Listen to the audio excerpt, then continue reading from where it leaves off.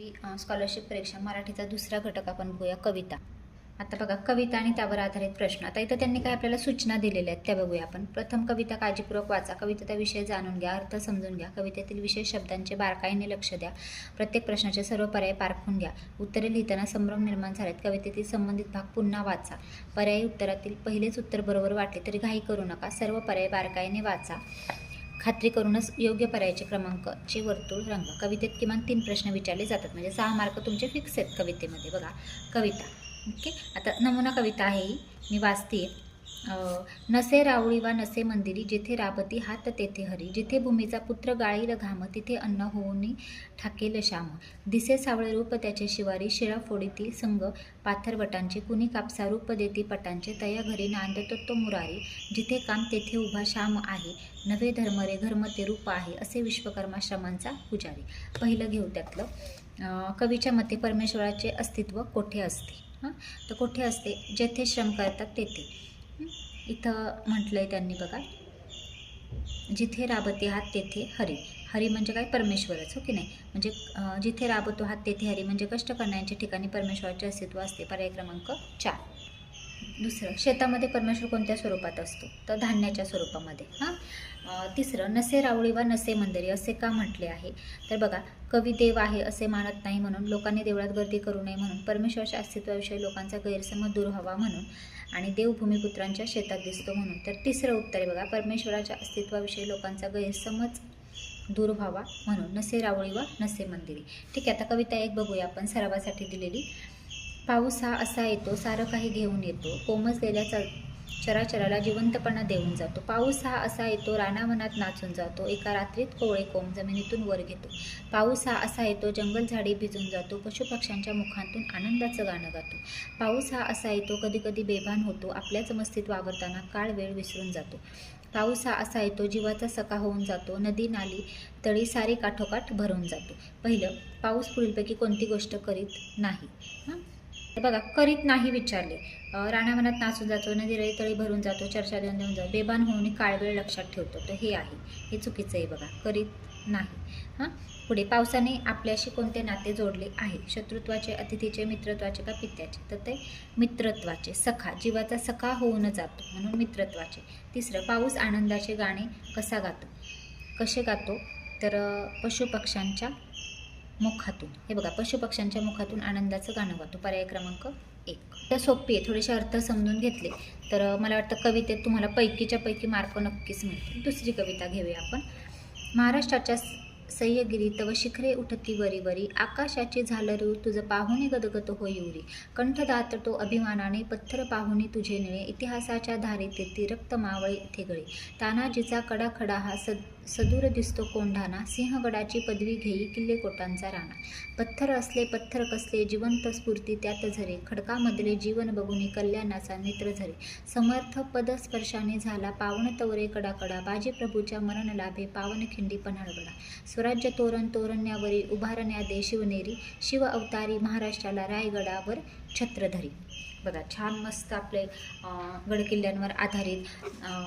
आणि आपल्याला तर शिवाजी महाराजांचा इतिहास सर्वांनाच माहिती आहे, हो की नाही? आता बघा, इथं बाजीप्रभूंचं पण वर्णन आलेलं आहे, तानाजीचं पण, तानाजी मालुसरे यांचं पण या ठिकाणी या कवितेतून वर्णन आलेलं आहे. यावर आधारित ही कविता आहे. पहिलं बघा, किल्ले कोटांचा राणा असे कोणाला म्हटले आहे? बघा, किल्ले कोटांचा राणा.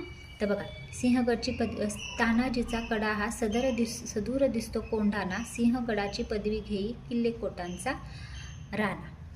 बघा, इथं त्यांनी सिंहगडाला म्हटलंय ना किल्ले कोटांचा राणा, म्हणजे पर्याय क्रमांक 3 उत्तर येतं. दुसरं, महाराष्ट्राच्या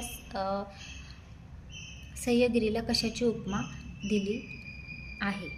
महाराष्ट्राच्या सह्यगिरीला कशाची उपमा दिलेली आहे?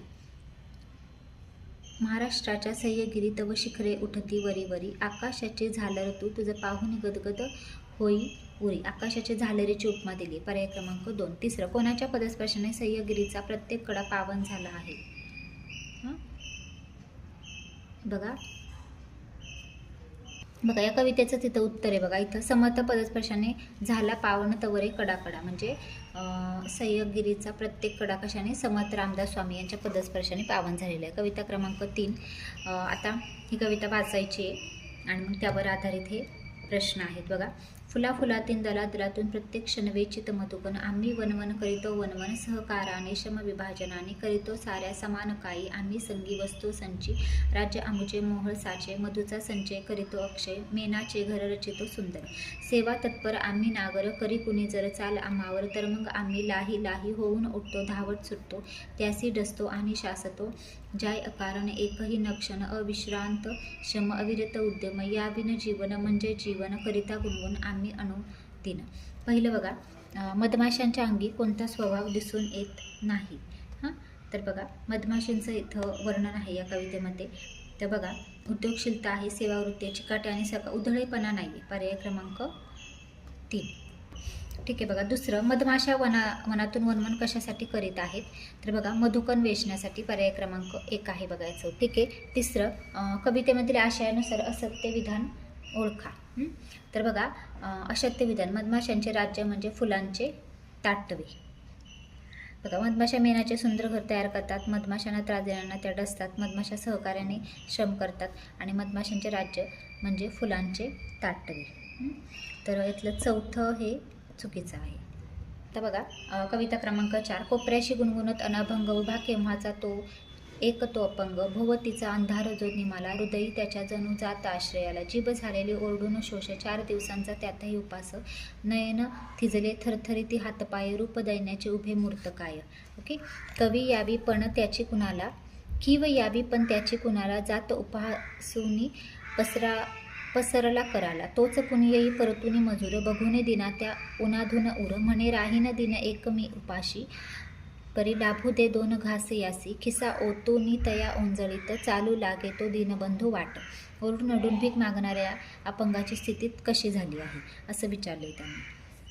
तर बघा, त्याच्या जिभेला शोष पडला आहे. तर जीभ झालेली ओरडून शोष म्हणजे पर्याय क्रमांक 2. दीनबंधू कोणास म्हटले आहे?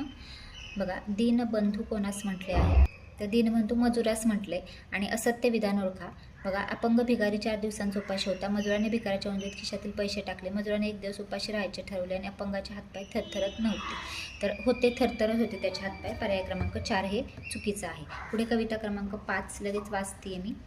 बघा, ग्रंथ आमुचे साथी ग्रंथ आमुच्या हाती ग्रंथ उजळती अज्ञानाच्या अंधाराच्या राती या ग्रंथाच्या तेजामधून जन्म येते क्रांती ग्रंथ शिकविती माणुसकी अन शांती निराशा जीवा धीर धरुणी पुढे घेऊन जाती पुस्तकातल्या सुंदर गोष्टी सुंदर सुंदर गाणी पुस्तकातून बालकवींची भेटत असे फुलराणी तारे वारे झरे पाखरे यांचे हे सांगाती वाचन आहे प्रवास सुंदर नव्या नव्या ज्ञानाचा इतिहासाचा साहित्याचा आणि विज्ञानाचा नव्या जगाचे नव्या युगाचे प्रकाशगीत गाती. ग्रंथ पुढीलपैकी कोणत्या गोष्टी करत नाहीत असे विचारले त्यांनी. बघा, तिसरंच अज्ञान पसरवतात हे चुकीचं आहे.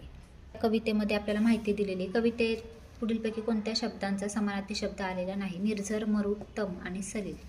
तर बघा, अग्नी म्हणजे आपण मरुत म्हणतो ना. तर मग तम हा शब्द याच्यामध्ये तमा परवा तम हा शब्द समानार्थी शब्द आलेला नाही आहे. तिसरं, दिलेल्या कवितेत कोणत्या साहित्यिकाचा उल्लेख आलेला आहे?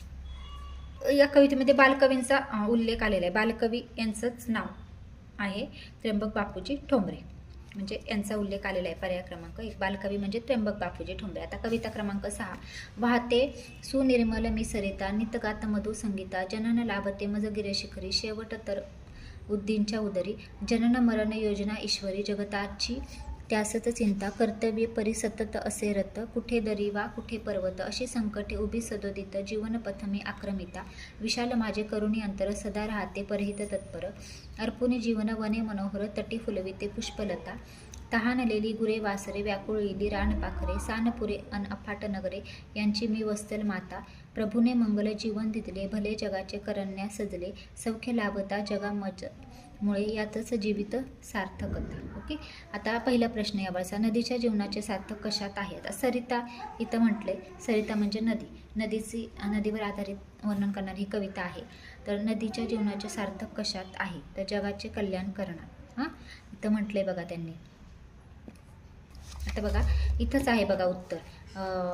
प्रभूने मंगल जीवन दिधले, भले जगाच्या करण्यास सजले, सौख्य लाभता जगा मजमुळे, यात जीवन सार्थकता, म्हणजे जगाचे कल्याण करतात. नदीला कोणत्या अडचणींना तोंड द्यावे लागते? तर बघा, दऱ्या पर्वत ओलांडून मार्ग काढावा लागतो नदीला, हो की नाही. इथं दिले बघा, कर्तव्य परी सतत असे रत, कुठे दरी वा कुठे पर्वत, अशी संकटे उभे सदोदित, जीवनपथमी आक्रमिता, म्हणजे दऱ्या पर्वतातून मार्ग काढावा लागतो, म्हणजे पर्याय क्रमांक 4. आणि तिसरं बघा, कवितेतून आपणास कोणता संदेश मिळतो? की दुसऱ्यासाठी झिजण्यात तयार असावे, पर्याय क्रमांक 3.